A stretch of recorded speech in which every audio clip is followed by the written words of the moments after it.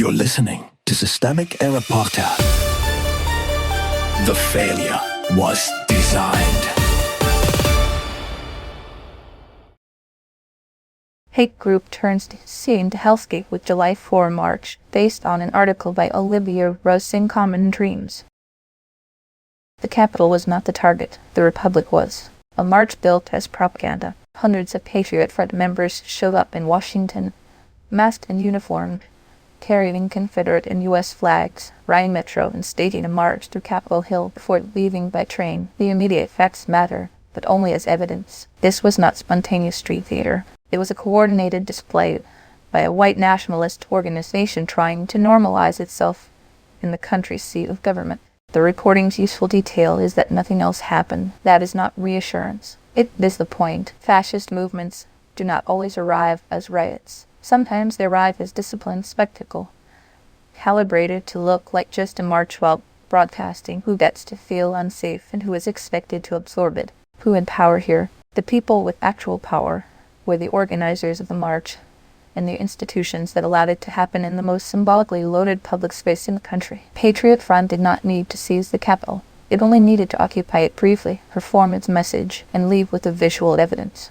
That is institutional power in miniature. A hate group choosing the venue, choosing the imagery, choosing the message. The city and federal apparatus around Capitol Hill did not stop the group from converting public infrastructure into propaganda. The marchers used the Capitol's own streets and transit system as a stage. The branding is the threat. Patriot Front's entire political method is concealment wrapped in patriot aesthetics. The group's masks, U.S. flags, Confederate flags, and slogans about reclaiming America are not contradictions. They are the mechanism. The costume is the lie that launders racial exclusion through national symbolism. That is why the patriot branding matters. It is not confused symbolism. It is an attempt to seal the state's legitimacy while excluding the people who actually belong to it. Their goal, as the source notes, is an ethnic state.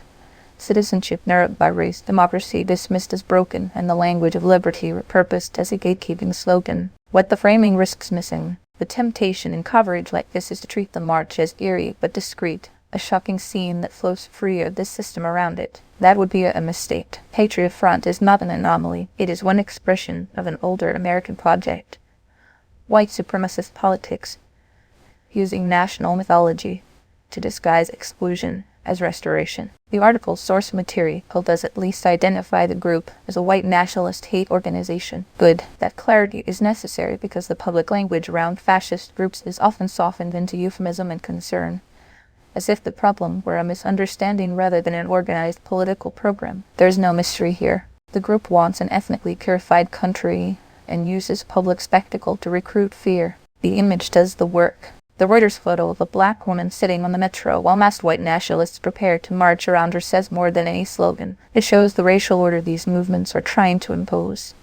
One group staging domination, another forced to continue existing underneath it. That image is the story, not because it is emotionally powerful, but because it reveals how fascist politics work in practice. They do not begin with total control. They begin with humiliation, intimidation, and the public rehearsal of hierarchy, the larger pattern. This is what authoritarian politics looks like when it is still trying to seem respectable enough to survive the day. A disciplined white nationalist movement enters the Capitol, borrows the flag, borrows the language of liberty, and turns public space into a recruitment poster. That is not civic participation. It is a claim that the nation belongs to some people more than others. The deeper problem is not that these groups exist. It is that American institutions still make room for them to perform their politics in plain sight, then ask the rest of us to interpret it as mere extremism rather than as an ongoing bid for power.